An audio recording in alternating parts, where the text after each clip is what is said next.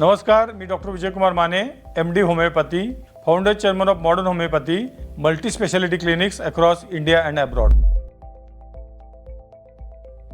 CKD किंवा chronic kidney disease होण्याचे किंवा किडनीची कार्यक्षमता बिघडण्याचे प्रमुख कारण म्हणजे वेदनाशामक औषधांचा वापर, जसं की non steroidal anti inflammatory drugs, ज्यामध्ये आयबुप्रोपेन पॅरासिटामॉल कॉम्बिनेशन व डायक्लोफेनेक सोडियम ही प्रमुख औषधं आहेत. आपल्या सर्वांना माहिती असेल की जगातली सर्व गिधाडं म्हणजे व्हल्चर नावाचा प्राणी होता, हे सुद्धा आता नवीन पिढीला माहिती नसेल. तर ही गिधाडं सगळी मरून गेलेली आहेत. भारतामध्ये फक्त सिंधुदुर्ग जिल्ह्यामध्ये एका ठिकाणी व आफ्रिकेमध्ये ही गिधाडं शिल्लक आहेत. याचं कारण असं की जनावरांना या डायक्लोफेनेक सोडियम आणि आयबुप्रोपेन या औषधाचा 1 ग्रॅमचा डोस दिला जातो, वेदनाशामक म्हणून किंवा इतर तापासाठी म्हणून. आणि त्या औषधानं किडनी फेल्युअर होऊन जनावरं म्हणजे पाळीव प्राणी मेले जातात. आणि त्या पाळीव प्राण्यांना खाऊन गिधाडं जे आहेत त्यांना स्वच्छतेचं दूत म्हटलं जात होतं, कारण ते मेलेल्या जनावरांचं मांस ते खाऊन स्वच्छता करत होते. ते मेलेल्या जनावरांचं मांस खाऊन ती गिधाडं मेलेली आहेत. एक गिधाड साधारणपणे 10 ते 15 किलो वजनाचं असतं किंवा होतं असं म्हणायला हरकत नाही. म्हणजे ते गिधाड समजा 400 किलो वजनाचं जनावर जर ते गिधाड खात असेल, 400 किलो वजनाच्या जनावरांमध्ये भागिले 1 ग्रॅमनं जर केला, 1 ग्रॅम भागिले 400,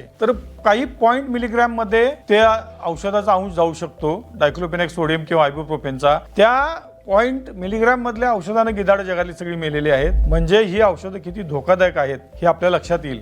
याच औषधांचा माणसामध्ये डोस 500 मिलीग्रॅमचा असतो. पेन किलर्स, अँटी ट्युबरक्युलर म्हणजे ट्युबरक्युलोसिसची औषधं, अँटी अलर्जिक औषधं म्हणजे अलर्जीसाठी दिली जाणारी औषधं, अँटीपायरेटिक म्हणजे तापाची वारंवार घेतली जाणारी औषधं, अँटीबायोटिक्स म्हणजे प्रतिजैवक, या औषधांमुळे सुद्धा किडनी फेल्युअर होऊ शकते. त्यामुळं कन्व्हेन्शनल औषधांचा अतिवापर टाळला पाहिजे. पण काही वेळेला कमी अमाऊंटमध्ये आणि कमी काळ वेदनाशामक औषध घेऊन सुद्धा किडनी फेल्युअर झाल्याची किंवा ब्लड कॅन्सर झाल्याची उदाहरणं मी स्वतः पाहिलेली आहेत, जे नंतर आमच्या औषधाने बरे झालेलो. पण हे होऊ शकतं, त्यामुळं या औषधांचा वापर जपून करायला पाहिजे. अगदी गरज असेल तरच करायला हवा, नसेल तर आपण मॉडर्न होमिओपॅथीची त्याला पर्यायी उपचार किंवा औषधं उपलब्ध आहेत, ती आपण घ्यावीत.